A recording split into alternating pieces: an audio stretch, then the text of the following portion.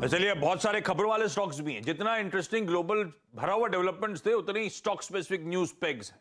Neeraj ji studio में already हैं, इनसे भी कुछ न्यूज पेग्स पे बात करनी आजता आ गई हैं, उनसे जानना है तमाम इंपॉर्टेंट स्टॉक्स न्यूज कौन सी हैं। पहले लेकिन oil and gas as a space, तो एक तो ओएनजीसी, ऑयल इंडिया, रिलायंस, ये सब रडार पर रहने वाले हैं। दो डेवलपमेंट्स थे, एक फोर्टनाइटली रिव्यू था, एक छमाही रिव्यू था। फोर्टनाइटली था वो विंडफॉल टैक्स वाला कैलकुलेशन, और छमाही वाला था वो गैस प्राइसेस। क्या निकल के आया है, अपडेट्स क्या है, और इनके लिए पॉजिटिव है नेगेटिव है? पहले तो फोर्टनाइटली वाला जो विंडफॉल गेन टैक्स लगाया गया था, तो उसको सरकार ने घटा दिया क्योंकि क्रूड के प्राइसेस नीचे आए, तो सरकार ने घटा दिया। अभी विंडफॉल टैक्स 10,500 रुपये पर टन जो लगता था, उसको घटा के 8,000 रुपये पर टन कर दिया गया है। एटीएफ पे जो विंडफॉल था वो बिल्कुल ख़त्म कर दिया गया है। डीजल जो है पहले के मुकाबले आधी कर दी गई है, 10 रुपये से घटा के 5 रुपये लीटर। पेट्रोल पे पहले ख़त्म की जा चुकी थी।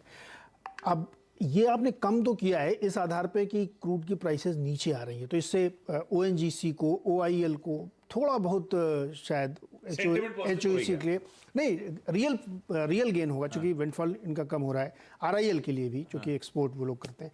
लेकिन समस्या ये क्रूड फिर से ऊपर चला गया है, तो अब अगले 15 दिन में अगर क्रूड प्रोडक्शन कट होता है, ओपेक का बढ़ते ऊपर 95 तक गया, तो शायद ये रिवर्स भी हो जाए। तो इसलिए बाजार आज थोड़ी दुविधा में रहेगा कि इस पे क्या कॉल लेनी चाहिए। लेकिन ये नेट सबसे ज्यादा फायदा इसमें ओएनजीसी और ओआईएल को है, क्योंकि उन्हीं के ऊपर सबसे ज्यादा 24% तो ये इनके लिए एक बहुत पॉजिटिव है। और एक्सपोर्ट उतना ज्यादा हो नहीं रहा था, इसलिए डीजल वाले जो प्लेयर्स हैं, खासतौर पर रिलायंस के लिए, उनके लिए बहुत न्यूट्रल है, बहुत ज़्यादा फर्क नहीं है उनके लिए। तो ये एक अच्छी खबर है, बस थोड़ा सा क्रूड थमा रहना चाहिए। ठीक बात। और दूसरी तरफ जो डोमेस्टिक नेचुरल गैस की कीमतें हैं वो रिवाइज हो गई। जो 6 मंथ्स का कैलकुलेशन आया है वो है $8.57 प्रति MMBTU, $6.1 से बड़ा है, 40% का एक तगड़ा हाई। ये थोड़ा एक्सपेक्टेशन से थोड़ा ज्यादा स्ट्रेच हो नहीं है। मार्केट ने 50% की खबरें छापी थी, हमने शुक्रवार को कहा था कि 35 से 40% मैक्स होगा, क्योंकि $9 पे ले जाना गवर्नमेंट के लिए थोड़ा ठीक नहीं था। तो एग्जैक्टली 40.5% हुआ है। तो मार्केट ने इसको थोड़ा थोड़ा डिस्काउंट कर लिया था कि इतनी हाइक होगी।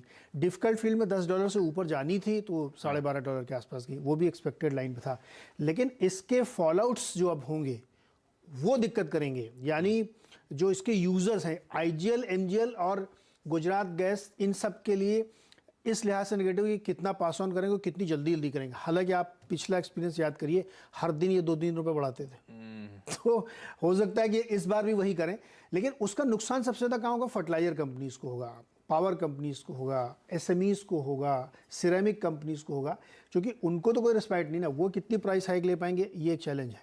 तो उनको, इसके यूज़र्स को इसका नुकसान होता हुआ देखने को आपको मिलेगा। लेकिन हमारे आपके ऊपर भी पड़ेगा। जो आपके घर में पाइप से गैस आती है उसकी कीमतें बढ़ेंगी, जो आपके घर में सिलेंडर आता है उसकी कीमतें बढ़ेंगी।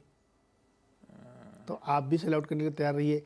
जो ओला उबर चलती होंगी सीएनजी पीएनजी से, एलएनजी से, उनके दाम बढ़ेंगे। मुंबई में तो खैर बढ़ ही रहे हैं टैक्सी के दाम, वो सब प्राइस बढ़ेंगे, क्योंकि ये फ्यूल की कॉस्ट बढ़ने से ट्रांसपोर्टेशन महंगा होगा।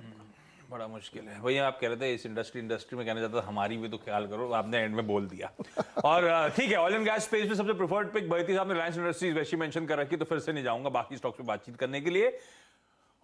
ये जो सिटी गैस डिस्ट्रीब्यूशन कंपनीज हैं, ध्यान रखिएगा, फ्राइडे को ऑलरेडी इवेंट से पहले बहुत प्रेशर दिखा चुकी हैं, जबकि बाजार क्या तेजी दिखा रहा था। खुलने देते हैं, ये सारे इंपैक्टेड पॉकेट्स को रडार पे रखेंगे, जहां भी सिग्निफिकेंट मूव्स आएंगे एक्सपर्ट से बातचीत हो जाएगी। दूसरे इंपॉर्टेंट डेवलपमेंट था सैटरडे को 5G सेवाओं का इनॉग्रेशन। ये तो बढ़िया खबर है। इंडिया में एक्चुअली ये इंडिया मोबाइल कांग्रेस हुई थी, उसमें प्रधान, हाँ,